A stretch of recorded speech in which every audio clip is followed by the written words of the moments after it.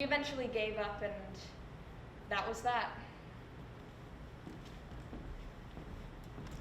So I'm a member of the Church of Jesus Christ of Latter-day Saints, and a part of our faith, we have the opportunity to go on a mission. And a mission, you can go anywhere. Like, you can stay in the States, you can go to Africa, Europe, Asia. You can literally just go anywhere. So somebody had given my friend Zane this old RV from like the 70s, and he and my friend Animal invited me to go with them up to San Francisco, and we were supposed to be back by Jan's birthday, but we never made it back. So a mission is normally like a year and a half or 2 years, and you just go and you serve the people there, and you share the gospel to those who want it, and yeah. And we were on our way to San Francisco, and our RV kept breaking down because there was something wrong with the gas gauge. But we broke down like 4 times in Bakersfield. Like, Bakersfield was horrible. And actually, I've never really liked the word religion that much. I don't know, I've just always felt like there's negative connotations with it. Yeah, we get to San Francisco, and I call up my friend Nix from Venice Beach. She had this like squat in Daly City. It was like this old abandoned high school by University of California, University of San Francisco, something like that. So instead of religion, my belief system, I guess we'll call it, it's really shaped who I am, I think. Yeah, so Nix and her boyfriend Andre had this squad, and it was like really cute, and there was this garden, and to get into the squad, you had to like climb on top of this trash can, and then climb over the roof, and then go down into the squad. And there was this sleeping bag that had been there before they even moved in that they let me use. Come to find out, I get really, really sick. Come to find out, it has black mold. Not totally. My faith isn't the only thing that's made me who I am, obviously. But it is a very big part of who I am. You know, most everything I do is a reflection of my beliefs. But anyway, so I'll leave on my mission after 1 year of college. And that's when I called up my friend Marla, another friend from Venice Beach. Oh, she's the one that the movie Fight Club was based on her life. But anyway, so I call her. She's living out of a van at the time, and she's going to give me a hotel room. Oh, and she was head of something called the Church of Jesus Christ of the Damned, or something like that. And I won't find out where I'm going until a couple months before I leave. And actually, there are some places that women aren't assigned to as much because, you know, going to a foreign country as a woman is a lot scarier. So Marla, she had like all these gang members like tag her van with all these tags to like protect her. But she was really cool. But anyway, at this point, I'm like really, really sick. I thought I was gonna die. Like, I couldn't hardly breathe. However, a lot of people do say that they are more uncomfortable around men as opposed to women. And so that's one reason why I really want to go on a mission, because, you know, I'm not saying anything against men, but... And so she was like, I'm gonna have you, she had me in the hotel room. She was like, I'm gonna lay you down, and then I'm gonna give you a shot of Jaeger and a hit of a joint, and then pray over you, and then you're gonna cough up a plug.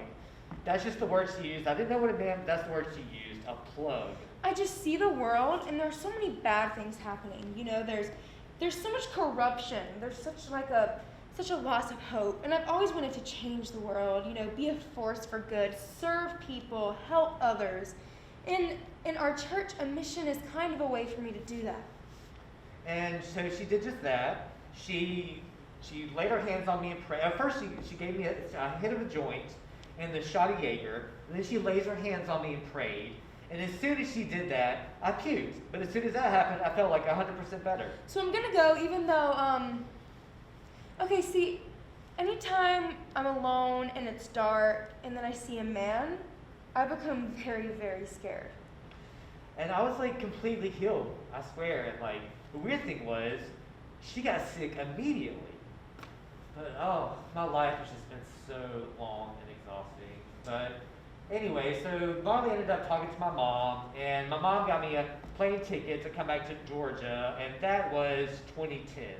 Because there was this one time, so I was on River Street in Savannah, and this wasn't anything like super big, like I didn't get assaulted or anything, but we were actually on a school trip in Savannah. Our show choir was performing in a competition. So anyways, the night that we performed, we got back to our hotel room, and we didn't get to eat dinner or anything like that. And it's like 9:30. It's not super late, but it's like dark outside. And so me and my roommates, it's me and 3 other girls, we decided to go out on River Street and find something to eat before we go to sleep. And so we're out on River Street, and I remember like 4 different groups of like grown men approached us and like catcalled us. And keep in mind, we're like 16, 17-year-old girls. We're literally just wearing t-shirt and jeans, walking down the street, and all of these men are like coming up to us and trying to get near us and trying to talk to us, and it was just really scary. And nothing like that had ever happened to me before. And ever since then, like, I've just been really cautious and really nervous anytime I'm alone and it's dark, because stuff like that just really, really scares me. So fast forward to 2012. I remember that was the year the world was supposed to end, and we had, because of the Mayan apocalypse, we had this Mayan apocalypse party in Dublin, and you know, I think that's probably about the time I started going crazy. So yeah, I'm a little bit scared to go on a mission, but you know, I'm also really excited, and I'll be gone for 1.5 years. It's kind of a blur since then, though. I mean, like, I've been in and out of like rehabs and psych wards, and 2013, as far as 2013, like, I have no idea what happened that year. And like I said, I have no idea where I'll be going on my mission yet. Our church headquarters actually decides that. So like everybody who wants to serve a mission submits their paperwork to them, and then they determine where everyone goes. 2014, I think that was the first year I went to rehab, this really fancy rehab in California. Oh wait, no, that was the second time. The first time was this like ghetto-ass rehab in Savannah. Uniforms? No, not really. I'm sure some of you have seen the guys out wearing like the white shirts and ties. So dress attire is what the girls will wear. In 2015, I think that's when the vision started. It may have had something to do with the Adderall, I'm not really sure. Yeah. And actually in recent years, there's been a lot more like lenience with the dress code or whatever, and like some of the guys don't have to wear ties, or they can wear blue shirts instead of white shirts, but just making yourself more presentable, you know, that's just what they want. Yeah, so 2015, the visions. So first let me preface this with my parents' house is over on 6th Street, and it's next to this old lime sink, which is basically, there are these caves underneath the ground, and the rain like soaks through the ceiling, creates these caves. It's basically a sinkhole. Actually, I'll be able to wear pants if I want to. It kind of depends on where I'm assigned to though, because you know, I could go somewhere really hot or I could go somewhere really cold. And I had read this article, I think, where before there was like this Indian camp there before white people came and took over, and I think it was like a really sacred spot. So I'm gonna leave this upcoming summer, and then whenever I come back, I'll be a 21-year-old sophomore. Yeah, they filled it in as like a garbage dump back in like the 1800s, back when Middle Georgia College owned it, or I think it was New Ebenezer College back then. But anyway, so I started having these visions, and one of them was like that there was something underneath the ground, like something gold, I think, underneath the ground.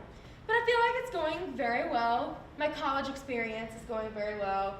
You know, I'm doing good in my classes, but I really feel like the plans that I have in place for my life right now are really going to help me change the world, even if it's really just one person at a time. And another vision I had was that they were somehow trying to build Zion here. And I thought it had something to do with Bill Gates, and I thought it had something to do with maybe like Ed Roberts, Dr. Roberts, who is my childhood doctor, and he invented the personal computer, and he was Bill Gates' boss. Well, 2016, the next year, I found out through a family member that Bill Gates, he was a contractor, and Bill Gates and this other billionaire purchased thousands of acres of land in Blakely County to be their bug out spot. So that was my vision coming true. Why did I come to NGA? Mother.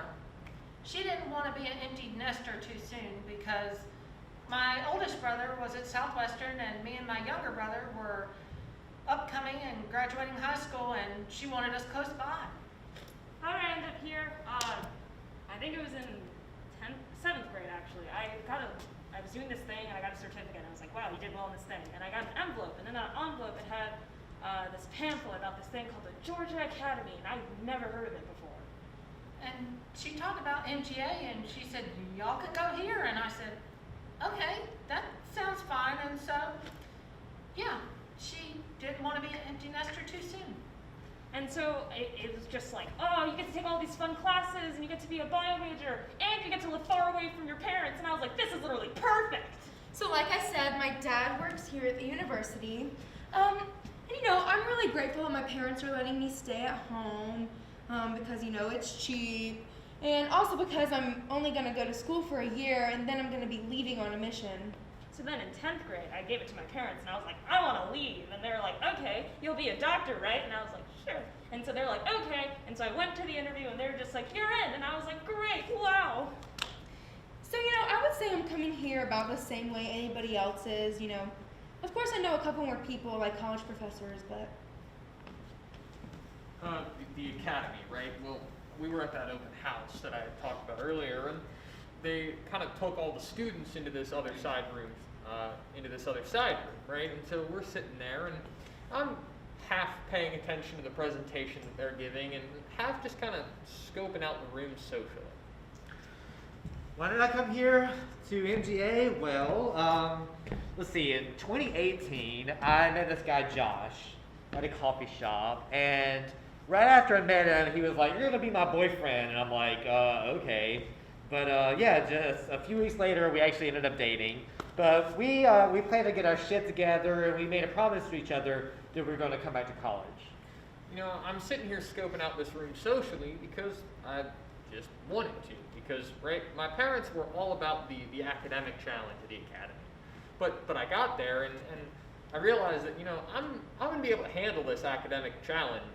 Like it's gonna be nice, it's gonna be enjoyable, but I'm gonna be able to handle it. Yeah, it was great though. Like Josh was great. We had a normal relationship. Oh, he told me that he said I love you like very soon into the relationship, and which kind of took me by surprise. And it took me a few months after living with them before I said it back. But yeah, we had a pretty much normal relationship. We would just lay in bed and cuddle and watch TV. And oh, but his dad was giving us Dilaudid, this like powerful like opiate pain pill, which just kind of keeping us pretty complacent and happy. I was pretty skeptical about the academy, right? Because I heard we're going to take a bunch of 16-year-olds and put them in college, and I thought, oh, this is going to be a bunch of 16-year-old white conservatives who don't know what they're talking about, sitting around and playing Counter-Strike all day. Well, when I was in that room, I found that it was a lot more social than I expected it to be, and a lot more diverse than I expected it to be. And those were two of the positives, right? Because it was different, and what I was looking for was an out. I was looking for something different, so I took it. Yeah, Josh, it was great. I loved him. I really did love him, and we had planned to.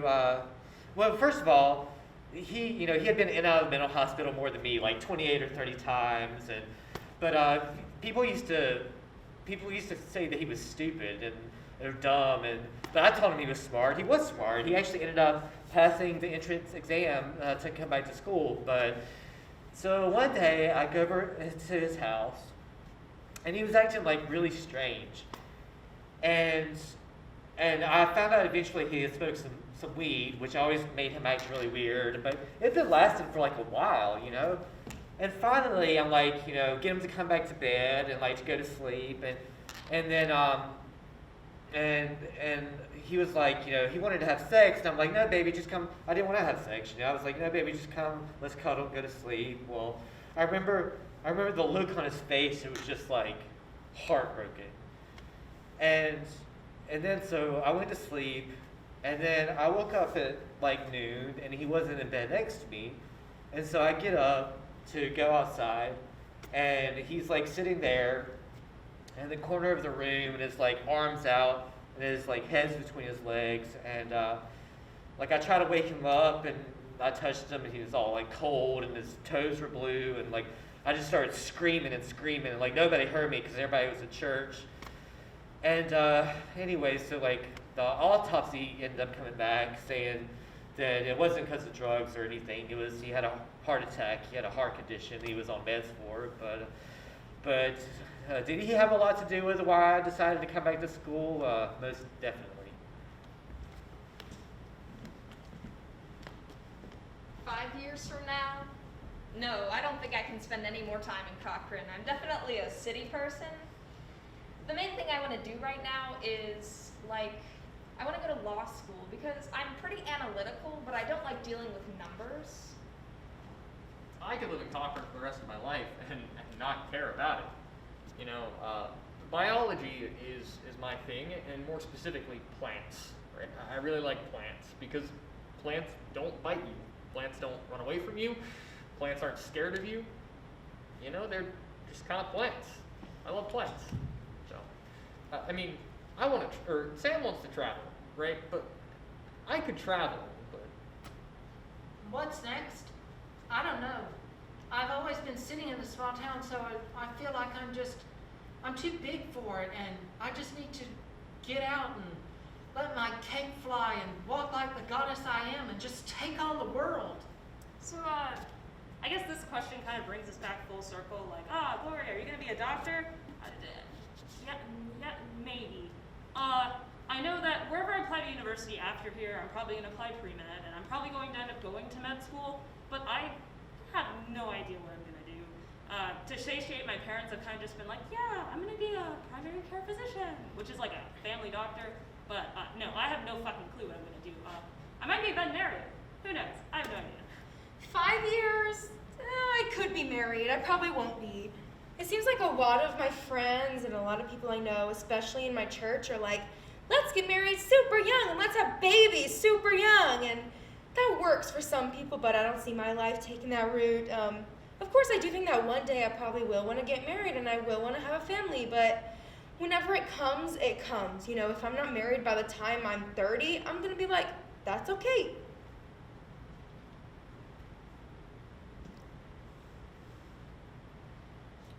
the current plan, if you could call it that, is that I want to go to school somewhere.